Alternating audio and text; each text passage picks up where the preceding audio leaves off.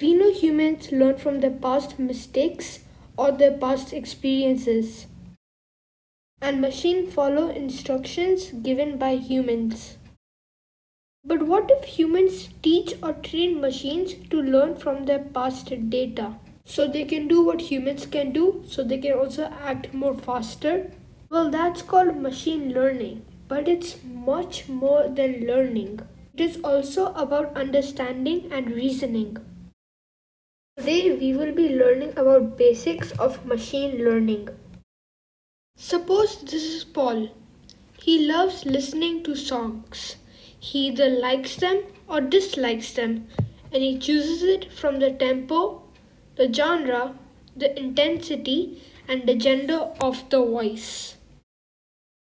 For now, let's just use tempo and intensity.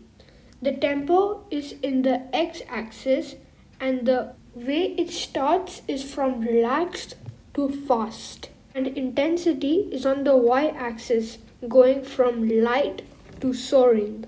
Suppose Paul likes songs with fast tempo and soaring intensity, while he dislikes relaxed tempo and light intensity. So now we know Paul's choices. Suppose he listens to the first song, which is labeled as Song A. Song A has fast tempo and soaring intensity. Looking at the data, can you guess whether he will like it or not? Correct. He will like it because from his choices, he likes songs with fast tempo and soaring intensity, and that is what Song A is all about. So now Paul listens to another song called Song B. Song B has a medium tempo and medium intensity. But honestly, that is none of his likes or dislikes. But if we circle in the middle, and you can see there is one red in the circle which I wrote in the middle, which you can see on my screen, and there is 4 greens. So that means he likes the song.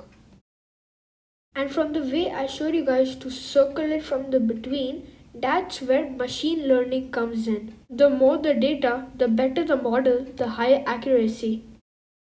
There are many ways the machine learns. One is supervised learning, unsupervised learning, and reinforcement learning. Let me first show you all supervised learning. Suppose your friend gives you 1 million coins in 3 different currencies. 1 rupee, 1 euro, 1 dirham. And each coins have different weights, like 1 rupee is 3 grams, 1 euro is 7 grams, and 1 dirham is 4 grams. The way the machine will predict the coin is from the feature, in this case it is the weight, and the currency, which you will know by the label. You feed this data to the machine, it learns which feature is associated with which currency. Example 4, I tell the machine that the coin is for 3 grams, and knowing from the features of it, it will know it is 1 rupee. Example 4, I give a new coin to the machine. It is 3 grams. The machine will know that it is 1 rupee, and that is called labeled data. And supervised learning is all about labeled data. Plus the machine will know which feature is associated with which label. So now let's see unsupervised learning and see the difference with supervised learning. Suppose we give the machine with cricket players' name, their scores and their wickets taken, which they have done.